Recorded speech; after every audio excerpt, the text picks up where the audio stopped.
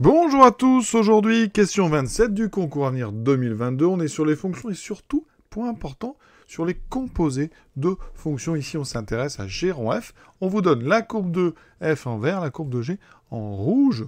Donc ici, on vous demande, eh bien, quelle est la valeur de h' de 1, en sachant que h n'est autre que la fonction g rond f. Donc ça veut dire que vous prenez un nombre x, vous lui appliquez la fonction f, et ensuite, si on peut, on lui applique la fonction g, ce qui nous donne g de f de x.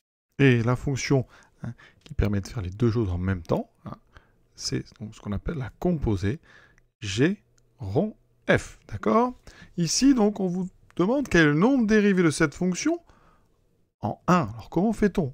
On ne va pas le voir sur les courbes.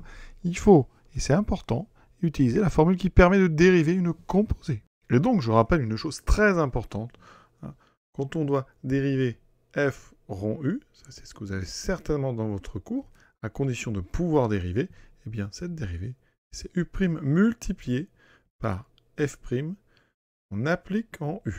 Autrement dit, la dérivée, donc le nombre dérivé de f rond u en x, c'est u' de x fois f' qu'on applique en u de x. D'accord? Donc ici, avec les lettres g rond f, ça veut dire que g rond f' donc en 1. C'est donc, alors on dérive f, donc f' qu'on applique en 1, fois la dérivée donc de g' qu'on applique en ici, f de 1. D'accord? Ça veut dire qu'ici, je vais bien essayer de trouver f' de 1. Alors, f' de 1, c'est donc le nombre dérivé de f en 1. Donc, je regarde la courbe. Qu'est-ce qui se passe en 1? Regardez ici.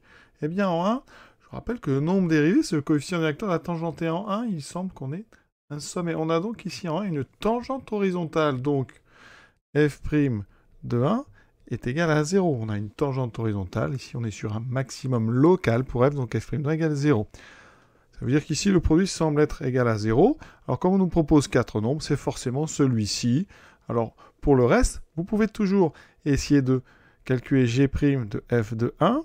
Ça veut dire que ça ferait g', donc f de 1, vous voyez, c'est 1,5. Donc, il faudra aller chercher, si vous vouliez, g' de vert, le coefficient de g, enfin, le nombre dérivé de g en 0,5. On peut ici le trouver. Donc, il faudrait aller chercher le coefficient de la tangente qu'on trouve ici. Alors, ça n'a pas d'intérêt pour nous parce que, eh bien, on a déjà ici f' de 1 qui vaut 0. Donc, comme notre g' de f de 1, il existe, on ne va pas le chercher, mais il existe, comme ça, c'est 0. Vous aurez 0 fois un nombre qui existe, ça donne donc bien 0. Et donc, la proposition numéro 1. De toute façon, à partir du moment où vous aviez f' de 1 égale 0, comme on vous propose 4 choses, c'est forcément celle qui est nulle, puisque vous avez un premier facteur égal à 0. J'ai juste vérifié quand même après que g' de f de 1, il existe, de façon à ce que la composée existe. Voilà. Donc, rappelez-vous-en, cette formule très importante de dérivation, donc de composée, la dérive de f rond u, c'est u' fois f' rond u. Voilà.